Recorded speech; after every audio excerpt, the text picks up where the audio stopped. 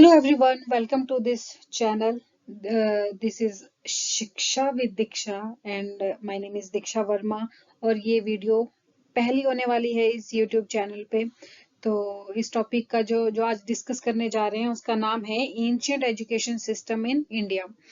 तो अगर आप बीएड कर रहे हैं या जेबीटी या डीएलएड कर रहे हैं या आप एमएड कर रहे हैं या आप एमए एजुकेशन कर रहे हैं तो ये टॉपिक जो है ये बहुत ही इम्पोर्टेंट टॉपिक होने वाला है। और अगर आप कॉम्पिटिटिव एग्जामिनेशन की बात करें तो कॉम्पिटिटिव एग्जाम्स में ये अगर आप नेट की बात करें तो नेट में पेपर 1 में जो आपका 10th यूनिट है उसमें ये एक्सप्लिसिटली मेंशन्ड है हायर एजुकेशन में ancient education system in India. और अगर आप टेट की बात करें या फिर आप कमीशन की बात करें तो उसमें भी इससे क्वेश्चंस देखने को मिलते हैं वैदिक एजुकेशन से रिलेटेड। सो टाइम वेस्ट करने के बजाय शुरू करते हैं। तो दिस इज प्रेजेंटेड बाय मी दीक्षा वर्मा। तो नेक्स्ट स्लाइड पे जाते हैं। सबसे पहले जैसे आपको पता है कि हम लोग सबसे पहले इंट्रोडक्शन लिखते हैं। मैं इन एक एक लाइन की हिंदी में आपको नहीं बताऊंगी क्योंकि आपको हिंदी खुद आती होगी और ये सिर्फ इसीलिए है ताकि आप नोट्स बना सको। आप इसका स्क्रीनशॉट ले सकते हो या फिर आप जैसा आपको ठीक लगे आप वैसे कर सकते हो। तो मैं आपको एक स्टोरी टाइप में बताऊंगी, एक इजी वे में बताऊंगी ताकि आप अच्छे से समझ भी सको। ये एक एक्सप्लेन्ड वीडियो होने वाली है जिसमें आप एक बेसिक जो मैं बोलूं कि एंशिएंट इंडिया का एजुकेशन सिस्टम का जो बेसिक था वो क्या था, ताकि आप कॉम्पिटिटिव एग्जाम्स जो इसे नेक्स्ट वीडियो होने वाली है वो मेरी टू द पॉइंट होगी, उससे आप कॉम्पिटिटिव एग्जाम्स के लिए प्रिपेयर कर सकते हैं। तो ये वीडियो सिर्फ एक्सप्लेनेशन के लिए है, अंडरस्टैंड करने के लिए है। और अगर आप बीएड या जेबीटी या किसी भी डिपार्टमेंट में एजुकेशन से रिलेटेड है तो ये इससे रिलेटेड क्वेश्चन डेफिनेटली देखने को मिलता है और आप इससे क्वेश्चन लिख सकते हैं। तो जैसा कि आप सभी को पता है कि इंट्रोडक्शन में हम टॉपिक से रिलेटेड चीजें लिखते हैं, तो इसमें आप लिखेंगे एंशिएंट इंडिया के बारे में कि उस टाइम पे एजुकेशन एंशिएंट इंडिया कैसा था। उस टाइम की एजुकेशन सिस्टम जो थी वो टोटली जो थी वो वेदास और उपनिषद पे डिपेंड करती थी, ठीक है। और उसमें जो था वो ऑल राउंड डेवलपमेंट होती थी स्टूडेंट्स की। तो इसमें जैसे जैसे हम आगे जाएंगे, जैसे आपने इसमें लिखा है कि स्ट्रिक्ट डिसिप्लिन स्ट्रिक्ट रूल्स, उस टाइम पे स्ट्रिक्ट डिसिप्लिन होता था, स्ट्रिक्ट रूल्स होते थे। और हम स्कूल्स को जो है वो गुरुकुलास बोलते थे, टीचर को हम गुरु बोलते थे, स्टूडेंट्स को हम ब्रह्मचारी बोलते थे, ठीक है। और जैसे इसके साइलेंट फीचर्स के बारे में बात करें तो इसमें जो from the time of Rigveda onwards, Rigveda के बाद से जो एजुकेशन सिस्टम जो था उसमें हमारे को चेंजेस और उसमें हमारे को इवॉल्व जो उसका जो नेचर है वो देखने को मिलता है, जो कि किस पे फोकस करता है, हॉलिस्टिक डेवलपमेंट ऑफ इंडिविजुअल, ना कि आउटर उसका डेवलपमेंट होती थी स्टूडेंट की, बल्कि उसकी अंदर से भी वो निखरता था। सबसे पहले इस पे मैं आपको मेंशन कर दूं कि जो वैदिक एजुकेशन होती थी, इसको वैदिक एजुकेशन भी इसी के अंडर आती है। इसमें वैदिक एजुकेशन आती है, ब्राह्मण एजुकेशन आती है और आपकी बुद्धिस्ट एजुकेशन आती है, जो मेनली जो एंशिएंट एजुकेशन सिस्टम में हम लोग पढ़ते हैं। तो इसमें क्या होता था कि जो बच्चे की जो फर्स्ट एजुकेशन होती थी वो घर से शुरू हो जाती थी। तो उसको हम वो जो एजुकेशन होती थी वो इनफॉर्मल होती थी। बट जब बच्चे को फॉर्मली एजुकेशन लेने के लिए जाना पड़ता था तो वो जाते थे गुरुकुलास में। गुरुकुलास वो होते थे, आश्रम होते थे जिसमें टीचर्स रहते थे। वो टीचर का घर होता था जिनको हम गुरु बोलते थे। और उसमें रहकर टीचर्स उनको वेदों के बारे में पढ़ाते थे, उपनिषद के बारे में पढ़ाते थे। और जो स्टूडेंट थे वो टीचर्स का, अपने गुरु का हर एक जो कहना होता था वो मानते थे, उनका हर एक काम भी करते थे, जैसे उनके पशुओं को चराना, उनके गायों को चराना, उनके घरों की सफाई करना, और इससे रिलेटेड हर एक चीजें होती थी, ठीक है। तो आगे बढ़े तो इसमें इसमें सिर्फ आप यही लिख सकते हैं, इनकी फीचर्स में आप यही लिख सकते हैं या आप ये अंडरस्टैंड कर सकते हैं कि जो टीचिंग, जैसे इसमें लिखा है कि teaching and learning followed the tenets of Vedas and Upanishad, fulfilling duties towards self, families and society. दस जो कि जैसे वेदास और उपनिषद को पढ़ना। और इसमें ये इस चीज पे भी ये चीज भी बोला गया है कि जिन लोगों को वेदों और उपनिषद के बारे में नॉलेज नहीं है, उनके श्लोक के बारे में नॉलेज नहीं है, तो उन्हें पुराने टाइम पे इंटेलेक्चुअली ब्लाइंड भी बोला जाता था। इस बात को भी आप नोटिस करना। तो इसमें ये चीज आ जाएगी। और उसके बाद आएगी जैसे हाँ, education system sources of education, कि उस टाइम पे जो एजुकेशन के सोर्सेज थे वो क्या क्या थे। तो the education system was the education of Vedas. जैसे हमने बोला कि वेदों की एजुकेशन होती थी, ब्राह्मण की एजुकेशन होती थी, उपनिषद की एजुकेशन होती थी, और धर्म सूत्रा धर्म सूत्रास की एजुकेशन होती थी। ठीक है, ये आर्यभट्ट, पाणिनि, कात्यायना एंड पतंजलि, इन सभी के नाम आपने आई एम श्योर सुना ही होगा। और तो इसके बारे में लिखा है कि their writings and the medical treaties of Charaka and Sushruta पर आल्सो सोर्सेज ऑफ लर्निंग। जो ये वेल नोन पर्सन थे, इनकी जो एजुकेशन, जो ये अपनी किताबें लिखते थे, जो ये यूज करते थे चीजों को, जो अपने बुक्स में मेंशन करते थे, तो उन किताबों को भी as a source of learning भी माना जाता है। और इसमें बोला कि difference was drawn between shastra and kavyas. शास्त्र होते थे जो लर्न्ड डिसिप्लिन होते थे। डिसिप्लिन का मतलब है यहाँ पे आपके सब्जेक्ट से, जो एक पर्टिकुलर सब्जेक्ट होता था लर्न, जिसको जिसको हम लर्न करते थे, सीखते थे, उसको शास्त्रा बोलते थे। और दूसरा होता है इमेजिनेटिव एंड क्रिएटिव लिटरेचर। जैसा आप लोगों को पता है कि जैसे काव्य हम बोलते नहीं, जैसे कविताएं होती हैं, वो जो उनके ऑथर्स होते हैं वो उनकी इमेजिनेशन पे डिपेंड करती हैं, उनकी क्रिएटिविटी पे डिपेंड करती है। तो हम उससे समझ सकते हैं कि काव्यास भी एक टाइप की इमेजिनेटिव और क्रिएटिव लिटरेचर ही है। ठीक है, और उसके अलावा जो सोर्सेज इन्होंने बताए हैं वो है एक इतिहास, जिसको हम इंग्लिश में हिस्ट्री, ये हो गई अनविक्सिकी, लॉजिक, मीमांसा, इंटरप्रिटेशन, शिल्प शास्त्र, आर्किटेक्चर, अर्थशास्त्र, पॉलिटी। उसके बाद है वार्ता, agriculture, trade, commerce, animal husbandry, धनुर्विद्या, आर्चरी। मतलब हम बोल सकते हैं कि इसमें सिर्फ एक चीज पे फोकस नहीं कर सकते, इसमें बहुत सारी चीजें मेंशन्ड थी, जिसमें बच्चे जो है तरह तरह की चीजों को सीखते। जैसे अब इसमें आगे देखो कि physical education too was an important curricular area, कि हम सिर्फ यही नहीं था कि वेदों को ही पढ़ते थे, उनके श्लोकों को ही पढ़ते थे, सिर्फ उनको रटते थे, नहीं। इसके अलावा वहां पे क्रीड़ा, क्रीड़ा एक हिंदी और संस्कृत वर्ड है जिसका मतलब है गेम्स, रिक्रिएशनल एक्टिविटीज, एक्टिविटीज करवाना उनको, तरह तरह के खेल खिलाना, जिससे उनका माइंड भी डेवलप हो, उनकी फिजिकल भी डेवलपमेंट हो। तो उसके साथ साथ व्यायाम, व्यायाम परकरा, व्यायाम परकरा, जिसको एक्सरसाइज भी बोलते हैं। प्रोनाउंसिएशन में थोड़ी ऊपर नीचे हो सकती है, बट ये स्पेलिंग है, सबका अपना अपना तरीका होता है प्रोनाउंसिएशन का, तो आप अपने हिसाब से देख लीजिएगा। तो exercise for acquiring material skills and yoga sadhana, training the mind and the body among others. ठीक है, the gurus and their peoples work hard together to become proficient in all aspect of learning. सिर्फ ये हम ऐसे नहीं बोल सकते कि सिर्फ गुरु ही मेहनत करते थे या सिर्फ स्टूडेंट ही मेहनत करते थे। दोनों मिलकर जो है वो सीखते थे। किसी एक स्किल को उन्होंने पकड़ना और फिर उस पे बहुत ज्यादा मेहनत करके उस पे प्रोफिशिएंसी हासिल करना, कॉम्पिटेंट बनना, और उस स्किल को इसी तरीके से वो एक एक करके स्किल्स पकड़ते थे और उस पे जो है वो अपनी, जो हम बोलते हैं ना कि उस पे कॉम्पिटेंट बनना उस चीज पे, तो वो चीज वो करते थे।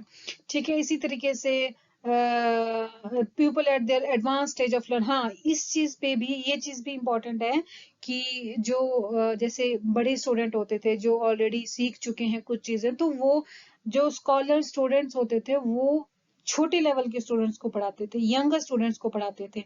ठीक है, there also existed the system of peer learning, group peer learning, peer होता है ग्रुप में स्टडी करना, लर्न peer होता है ग्रुप, लर्निंग होता है सीखना। ग्रुप में स्टडी करना या सीखना, ग्रुप में खेलना, सारी चीजें जो है वो वहां पे ग्रुप वर्क होता था। ठीक है, नेक्स्ट है, हाँ अब ये मोस्ट इम्पॉर्टेंट स्लाइड है। इसके बाद की जो भी स्लाइड्स हैं वो इम्पोर्टेंट होने वाली है, क्योंकि इससे जो है ज्यादातर, मैं बोल रही हूँ कि इससे ज्यादातर जो क्वेश्चंस हैं वो देखने को मिलते हैं, चाहे वो टेट हो, चाहे वो कमीशन हो, चाहे वो आपका नेट का पेपर हो। तो इसको थोड़ा अच्छे से समझेगा कि वैदिक एजुकेशन सिस्टम, जैसा कि नाम से पता लग रहा है कि वैदिक एजुकेशन सिस्टम, जो कि बेसिकली किस पे डिपेंड करता था, वेदास पे डिपेंड करते थे एजुकेशन सिस्टम। तो ये तो आपको पता है कि जो वेद हैं वो 4 प्रकार के होते थे, ऋग्वेद, सामवेद, यजुर्वेद, अथर्ववेद। इसके बारे में एक्सप्लेनेशन करने की आवश्यकता हमारे को है नहीं। उसके बाद हमारे को ये चीजें थोड़ी मेंशन जो इसमें लिखा है ना, इसको थोड़ा सा आप लर्न कर लीजिए या स्क्रीनशॉट ले लीजिए या नोट्स बना लीजिए। इस चीज को मेंशन करना जरूरी है जब आप लिखते हो। तो इसमें बोला कि the subject matter of Veda is Dharma and Brahma. धर्म और ब्रह्मा जो सब्जेक्ट मैटर जो उस टाइम पे वेदा के जो है वो होते थे। Vedic education was mostly imparted by the pandit. Pandit जो इसमें मेंशन किया है वो है ग्रेजुएट्स इन वेदास, जो वेदास में ग्रेजुएशन कर चुके हैं उन पंडितों के द्वारा जो है वो एजुकेशन जो है वो दी जाती थी। Formal education was evolved during this period. Teacher was called as acharya या guru and schools as gurukulas। ये तो हमारे को पता है कि आचार्य गुरु बोलते हैं या गुरुकुलास बोलते हैं। और इसमें एक बात और है कि aim of education was to liberate the soul from worldly bondage, जिसको हम मोक्षा या मुक्ति बोलते हैं, कि हमारी जो आत्मा है उसको इस सांसारिक जो भी बंधन है, सांसारिक बंधन है, उससे मुक्त करना। वो एम होता था एजुकेशन का उस टाइम पे। उस टाइम पे नहीं होता था एजुकेशन का एम कि हाँ हमारे को अच्छी जॉब चाहिए। जो अभी फिलहाल की जो एजुकेशन है उसका एम तो ये है कि हमारे को अच्छे जॉब लगे। जिस आप भी जिस चीज के लिए तैयारी कर रहे हो, मैं जिस चीज के लिए तैयारी कर रही हूँ, वो हमारा तो एम यही है कि हमारे को अच्छी सी जॉब लगे, हम अच्छा अर्न कर पाए, अपनी फैमिलीज को पाल सके।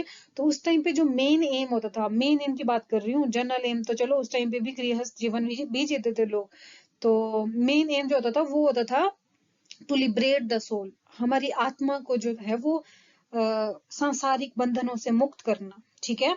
उसके बाद हाँ ये देखो, ये मैंने बोला कि इंटेलेक्चुअल ब्लाइंड बोलते थे उनको, जिनको श्रुति और स्मृति, वेदास की श्रुति और स्मृति का नॉलेज नहीं होता था, उनको इंटेलेक्चुअल ब्लाइंड माना जाता था।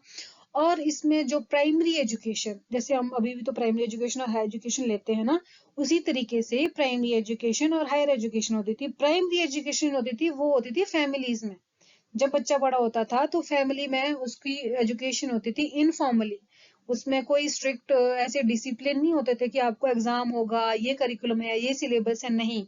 वो हमारी फैमिलीज में होती थी प्राइमरी एजुकेशन। और हायर एजुकेशन के लिए बच्चा जो है वो गुरुकुलास में जाते थे। ठीक है।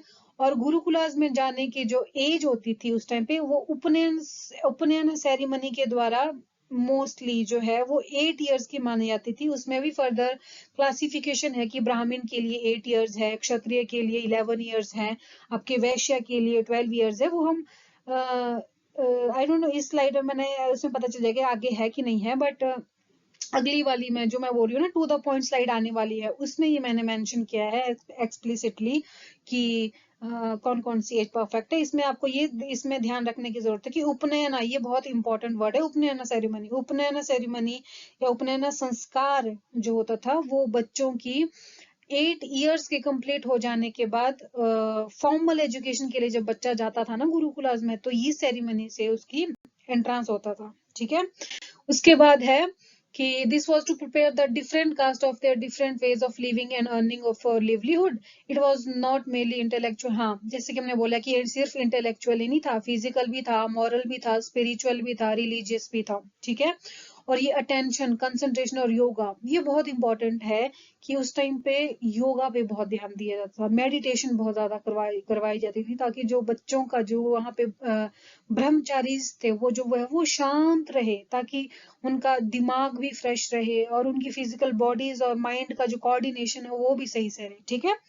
Education was free of cost and student led an exemplary life. Exemplary life का मतलब है फ्री ऑफ कॉस्ट होती थी उस टाइम पे एजुकेशन। और एग्जाम्पलरी लाइफ का मतलब है कि वो अनुकरण करते थे, जैसा उनको गुरु अगर दिन को रात बोलते थे तो रात है, अगर रात को दिन बोलते थे वो दिन है। जो गुरु ने बोला वो सही है, जो गुरु ने बोला वो होगा ही होगा। ये है अनुकरण करना। ठीक है। Both boys and girls, both girls ऐसा आएगा, रिसीव्ड एजुकेशन इन आश्रम एंड गुरुकुलास। ये भी बहुत इंपॉर्टेंट जो पॉइंट है कि सिर्फ बॉयज ही नहीं करते थे शिक्षा ग्रहण, गर्ल्स भी करती थी। और सेम लेवल पे होता था, कोई डिस्क्रिमिनेशन नहीं होता था उस टाइम पे, ठीक है। Received education in ashramas gurukulas in ancient India. In early Vedic period woman had equal rights to get any type of education, equal rights होते थे वुमन के पास भी। But in the last phase of Vedic period the age 12 years and above, उसके बाद क्या होता था, जब वैदिक पीरियड का लास्ट फेज आने लगा ना, उस टाइम पे ये होने लगा कि गर्ल्स को 12 ईयर्स या उसके बाद हायर एजुकेशन लेने का कोई भी राइट नहीं था, वो नहीं कर सकते थे। गुरुकुला में उनको उनके लिए सेपरेट गुरुकुल नहीं होते थे, और वो उससे ज्यादा अपनी हायर एजुकेशन ग्रहण नहीं कर सकते थे उस टाइम पे, ठीक है। और the higher level of education जो है वो स्पेशलाइज्ड करिकुलम पे, जो हायर, जब बच्चा वेदों, बेसिक पे तो वही आ गया ना कि वेदों के बारे में पढ़ना, वो उनकी जो श्लोक वगैरह होते थे उनके बारे में करना, बाकी चीजें होती थी। बट जब हायर लेवल पे जो बच्चा जाता था तो उसकी जो एजुकेशन होती थी वो स्पेशलाइज्ड करिकुलम होती थी, कि मतलब एक प्रोफेशनली आप बोल सकते हो कि किसी एक प्रोफेशनल को चुनने के लिए, जैसे जैसे मैं हूँ, मैंने अगर मास्टरी करनी है तो मेरा जो मास्टर्स का सब्जेक्ट होगा वो एक होगा। बचपन में हम डिफरेंट डिफरेंट सब्जेक्ट्स पढ़ते थे, सारे सब्जेक्ट्स पढ़ते थे, पर जैसे जैसे हम बड़े +1 +2 में मेरा स्ट्रीम जो था वो, जैसे मैंने साइंस ले लिया, फिर आफ्टर उसकी ग्रेजुएशन मैंने साइंस में की, फिर मैंने मास्टर साइंस में की, या फिर वो पर्टिकुलर सब्जेक्ट में करते थे ना, वैसे ही स्पेशलाइज्ड करिकुलम था उस टाइम पे भी, ठीक है। उसके बाद आता है मेथड्स ऑफ लर्निंग, कि जो लर्निंग होती थी या टीचिंग होती थी, मेथड्स ऑफ टीचिंग भी बोल सकते हैं, कि वो किस टाइप की होती थी, किस तरीके से करते थे। बेसिकली जो मेन जो चीजें थी ना, प्रोसेस जो मेन था वो था 3 चीजों पे depend. One is listening, shravana, deliberation, manana या चिंतन करना, थिंकिंग, ठीक है। मेडिटेशन, निध्याध्यासना, निध्याध्यासना हिंदी का कोई वर्ड होगा मेडिटेशन के लिए। तो ये 3 चीजें होती थी, लिसनिंग, डेलिब्रेशन एंड मेडिटेशन, कि पहले सुनो, फिर उस पर चिंतन करो, और फिर उस पे कंसंट्रेट होके या मेडिटेशन करके उस चीज पे अमल करना है हमारे को, कि उस चीज को हम किस तरीके से रिफ्लेक्ट कर सकते हैं अपनी लाइफ में, ठीक है। The essence of knowledge was ब्रह्म विद्या, ब्रह्म विद्या होती थी उस टाइम पे, ब्रह्म विद्या, द नॉलेज का जो एसेंस होता था वो ब्रह्म विद्या होती थी, ठीक है। Education was imparted in gurukulas, pranayama and surya namaskar were its regular feature, regularly pranayama और सूर्य जो नमस्कार होगा वो डेली बेसिस पे होता था, वो उनको करना ही पड़ता था बच्चों को, ठीक है। ऑब्जेक्टिव्स ऑफ एजुकेशन क्या होता था, कि एम क्या था, उद्देश्य क्या थे, ऑब्जेक्टिव्स क्या थे एजुकेशन के उस टाइम पे, एंशिएंट एजुकेशन सिस्टम के या वैदिक एजुकेशन सिस्टम के।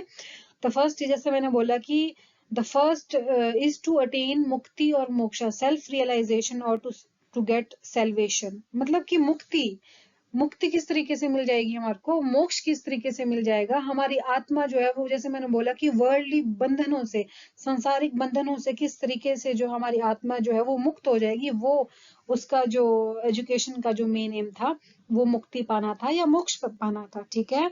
The next is worship of God, भगवान की पूजा करना, अच्छे करेक्टर, अपना जो हमारा जो करेक्टर है उसको अच्छी तरह से बिल्डअप करना, ड्यूटी अपनी पब्लिक और सिविक, हमारे समाज के लिए हमारी क्या ड्यूटी है, हमारे परिवार के लिए हमारी क्या ड्यूटी है, या हमारे गुरु के लिए, या हमारे हर एक रिलेशन में हमारी ड्यूटी क्या है, उसके बारे में नॉलेज होनी चाहिए। तो इस तरीके से student has to remain brahmachari up to the age of 25 years, जो स्टूडेंट होता था उसको 25 साल तक जो है वो ब्रह्मचारी का जीवन जीना पड़ता था, ठीक है। The next is students role. अच्छा, ये तो हमने पढ़ लिया कि एम क्या होते हैं, ये भी पढ़ लिया कि सोर्स क्या है, ये भी पढ़ लिया कि एजुकेशन के जो एजुकेशन कैसे होती थी, किस तरीके से करते थे। तो अब नेक्स्ट जो आने वाला है वो है स्टूडेंट्स रोल, की उस टाइम पे स्टूडेंट का क्या रोल होता था, कि स्टूडेंट को क्या करना पड़ता था एजुकेशन को प्राप्त करने के लिए। In Gurukulas, a student was required to observe purity of conduct. Only unmarried pupil, brahmachari, were taught in the Gurukulas. Unmarried बच्चे ही, अनमैरिड शिष्य ही, जिनको ब्रह्मचारी बोलते हैं, वो ही एजुकेशन ग्रहण करते थे गुरुकुला में, ठीक है। तो brahmachari was to go out begging for his teacher, देखिए हमारे को पता है कि अपने गुरुओं के लिए क्या वो भिक्षा मांगते थे, जिसको हम एल्म सिस्टम बोलते थे, वो भी एम सिस्टम इंपॉर्टेंट वर्ड है। जो नेक्स्ट उसमें नेक्स्ट वीडियो में जो मैं टू द पॉइंट वाली जो वीडियो लेके आने वाली हूँ उसमें आपको सारी चीजें, ये चीज जो इम्पोर्टेंट है, जो वर्ड्स मैं बोल रही हूँ, ये एक्सप्लेनेटरी इसलिए है या बेसिक में इस वीडियो को इसीलिए बोल रही हूँ कि इससे आप आइडिया लेंगे। जब आपको आइडिया हो जाता है ना, फिर आप कंसेप्चुअल जितने भी क्वेश्चंस आते हैं, मैं आपके सिर्फ वो आपके फाइनल ईयर एग्जाम की बात नहीं कर रही हूँ, फाइनल एग्जाम्स की बात नहीं कर रही हूँ, मैं कॉम्पिटिटिव एग्जाम्स की बात भी कर रही हूँ। अगर आपको किसी कंसेप्ट की नॉलेज है या आपको किसी जो कोई कंसेप्ट है वो क्लियर है, वो अंडरस्टैंड आप उस चीज को अच्छे से करते हो, तो उससे रिलेटेड आप वो चीज भी उन क्वेश्चंस का आंसर भी कर पाते हो जो आपने कभी पढ़े भी नहीं है। ठीक है, तो इसलिए मैं बोल रही हूँ इसको, ये बेसिक है, ये एक्सप्लेनेटरी है, इसमें आप सिर्फ और सिर्फ स्टोरीज पे ध्यान दीजिए। हाँ, मैं बोल रही हूँ, आप अपने माइंड में सोचो कि हाँ उस टाइम पे ऐसा होता था वैसा होता था, तो आप उस चीज को अंडरस्टैंड करिए। और नेक्स्ट वीडियो पे आपको डिटेल सब कुछ, जो वर्ड्स आपको लर्न करने हैं, जो वर्ड्स इंपॉर्टेंट हैं, जो एग्जाम्स में देखने को मिलते हैं, वो वर्ड्स जो है वो आपको मैं उसमें प्रोवाइड कर लूंगी। ओके, तो हम बात कर रहे थे कि जो ब्रह्मचारी होते थे, स्टूडेंट होते थे, वो अपने गुरुओं के लिए भिक्षा लेते थे, जिसको आर्म सिस्टम बोलते थे। और अपना अपना पेट पालने के लिए, सॉरी हकला गई, अपना पेट पालने के लिए, अपने गुरुओं का पेट पालने के लिए वो क्या करते थे, भिक्षा मांगते थे घर घर जाके। क्या क्या ड्यूटी होती थी उनकी? गुरुकुल को क्या करना, साफ सुथरा रखना, जो गुरु की गाय होती थी उनको चराना, फिजिकल प्योरिटी, बाथ, ड्रेस, मतलब कि सफाई का विशेष ध्यान रखना, और प्रेयर करना थ्राइस अ डे, मॉर्निंग में भी, दोपहर में भी और शाम को भी, rise before and sleep after their गुरु, गुरु से पहले उठ जाना और गुरु के बाद सोना, ब्रह्मचार्य का जीवन जो है वो व्यतीत करना। ये जो स्टूडेंट का जो मेन रोल जो था, ये था, ये सारी चीजें जो हमने पिछली स्लाइड में देखी ना, ये वेट अ मिनट, चलो ये नहीं हो रहा है। तो स्टूडेंट का रोल, ये जो आप पीछे वीडियो कर सकते हो उसमें देख सकते हो। यार यहाँ से मेरे पास हो नहीं रहा है, मेरे को ज्यादा नॉलेज है भी नहीं इस चीज की। तो नेक्स्ट जो है वो टीचर्स रोल होने वाला है। टीचर्स रोल में क्या आएगा, टीचर इज कॉल्ड एज गुरु, जो हमारे को पता है कि गुरु बोला जाता था। Responsibility all students in the आश्रम, मतलब कि हर एक स्टूडेंट की जो responsibility after their parents, parents जब गुरुकुल में छोड़ देते हैं ना, तो सभी, माता भी, पिता भी, दादा दादी, सब रिलेशन जो है वो एक बंदे में उनको देखने में मिलता था, जो उनका गुरु होता था। इसलिए गुरु की सारी रिस्पॉन्सिबिलिटी होती थी स्टूडेंट की, कि उसका किस तरीके से डेवलपमेंट करना है, क्या करना है क्या नहीं करना है। ठीक है, he gives the knowledge of Vedas and any other things of the students, Vedas की नॉलेज भी देना और बाकी चीजों की नॉलेज भी देना, क्योंकि ऐसा नहीं था कि सिर्फ ब्रह्मचारी ही होते थे, उनमें से कुछ बच्चे लाइफ लॉन्ग ब्रह्मचारी होते थे, जिसको हम स्पेसिफिक टर्म से डिनोट करते हैं, तो वो भी नेक्स्ट वीडियो में मैं आपको बताऊंगी। तो इसमें आप सिर्फ समझिए कि जो कुछ कुछ चीजें हैं वो लाइफ लॉन्ग में करते थे, लाइफ लॉन्ग के लिए ब्रह्मचारी जीते थे, पर कुछ बच्चे ऐसे थे जो कुछ टाइम पीरियड के बाद, एजुकेशन लेने के बाद गृहस्थ जीवन व्यतीत करते, उनकी अपनी फैमिली होती थी। तो जो टीचर होता था वो उनको गाइड करता था, बताता था, नॉलेज देता था वेदा की और इस तरीके से हर चीज की, कि उनको लाइफ में किस तरीके से रहना है, किस तरीके से जीवन व्यतीत करना है। ठीक है, teacher and students both work hard together to get proficiency in any skill, proficiency किसी भी स्किल को प्रोफिशिएंट करने के लिए वो हार्ड वर्क करते थे दोनों मिलके, स्टूडेंट्स भी और उनके गुरु भी। वट एवर ही टीचेस, मतलब गुरु जो है वो जो टीच करता था स्टूडेंट को, they will follow the same follow करते। So guru should have all knowledge about particular things which are essential to the students. इसीलिए जो स्टूडेंट होते थे वो टोटली डिपेंड करते थे अपने गुरु पे। जो स्टूडेंट को पता होना चाहिए, उससे पहले गुरु को भी सारी चीजें पता होनी चाहिए, जो कि आज की डेट में भी लागू होता है। कोई भी टीचर अगर स्टूडेंट को पढ़ा रहा है, तो टीचर को खुद भी नॉलेज होनी चाहिए इस बारे में, तभी तो वो टीचर को स्टूडेंट्स को बता पाएगा। ठीक है, तो ये था सारा। कंक्लूजन में आप अपने हिसाब से कंक्लूड कर सकते हैं, जितना भी आपने ऊपर से सीखा समझा वो आप इसमें सारी चीजें लिख सकते हैं। तो मैंने भी ये सारी चीजें लिखी है कि वेदास पे बेस्ड था, गुरुकुलास बोलते थे स्कूल को, टीचर को गुरुज बोलते थे, स्टूडेंट को ब्रह्मचारीज बोलते थे। ठीक है, इसमें टोटली डिपेंडेंट जो स्टूडेंट होते थे वो गुरु पे टोटली डिपेंडेंट होते थे। वो एजुकेशन, हाँ ये भी इंपॉर्टेंट एक पॉइंट है कि फॉर्मल और इनफॉर्मल दोनों टाइप की एजुकेशन जो होती थी वो वैदिक पीरियड में हमारे को देखने को मिलती थी, ठीक है। और ये भी इंपॉर्टेंट है कि बॉयज और गर्ल्स को जो है वो equally treated at that time. जो बॉयज और गर्ल्स वो इक्वली, उनको राइट्स भी थे, एजुकेशन भी लेते थे, साथ में पढ़ते भी थे, आश्रम में भी रहते थे, ठीक है। और एजुकेशन जो थी वो फ्री ऑफ कॉस्ट थी, और student follow their gurus and do their all works together. तो ये था इसका कंक्लूजन। तो बस इतनी सी थी वीडियो। तो आई होप आपको ये वीडियो थोड़ी सी लंबी हो गई, आई नो, बट इसके बाद मेरे को नहीं लगता कि आपको किसी भी टाइप की वैदिक एजुकेशन से रिलेटेड कोई भी वीडियो देखने की आवश्यकता होगी, क्योंकि बेसिक जो है एक्सप्लेनेशन ये आपको समझने के लिए, जिससे आप एग्जाम में भी लिख पाओ और आप अंडरस्टैंड भी कर पाओ, तो ये वीडियो मोर देन एनफ या सफिशिएंट बोल सकते हैं, तो ये होने वाली है। तो बस ज्यादा ना बोलते हुए मैं इस वीडियो को और इस टॉपिक को यहीं पे समाप्त करती हूँ। आई होप आपको ये मेरी वीडियो या मेरा एफर्ट ये अच्छा लगा होगा। This was my first video, और किसी भी टॉपिक, आई डोंट नो, अगर मेरे से कोई गलती होगी तो मेरे को माफ करना। अगर आपको ये वीडियो अच्छी भी लगी हो तो आप इसको लाइक करें और ज्यादा से ज्यादा शेयर करें, ताकि जो ये इम्पोर्टेंट, सच में ये बहुत ज्यादा इम्पोर्टेंट टॉपिक है, सच में बोल रही हूँ। ऐसा नहीं है कि मैं ऐसे ही बोल रही हूँ या ताकि इसको देखे या कुछ भी है। इससे रिलेटेड आप देख सकते हो कि इससे रिलेटेड आपको हर एक प्लेटफॉर्म में, एजुकेशन से रिलेटेड या किसी भी एग्जाम से रिलेटेड, आप एजुकेशन से रिलेटेड कोई एग्जाम देते हैं ना, उसमें आपको इससे क्वेश्चन मिलता ही मिलता है देखने को। इसीलिए ज्यादा ना बोलते हुए बस इतना ही बोलूंगी। Thank you so much for watching this video. अगर आपको ये वीडियो अच्छी लगी तो अच्छी लगी है तो आप इसे लाइक करें और ज्यादा से ज्यादा शेयर करें। और अगर आप मेरे चैनल पर नए हो, अभी तो फिलहाल नहीं होंगे, तो जो बाद में फ्यूचर में कभी देखेंगे ना, तो वो अगर नए होंगे तो सब्सक्राइब जरूर करना मेरे चैनल को। थैंक यू सो मच, और मुझे सपोर्ट करना ज्यादा से ज्यादा। Okay, so thank you so much.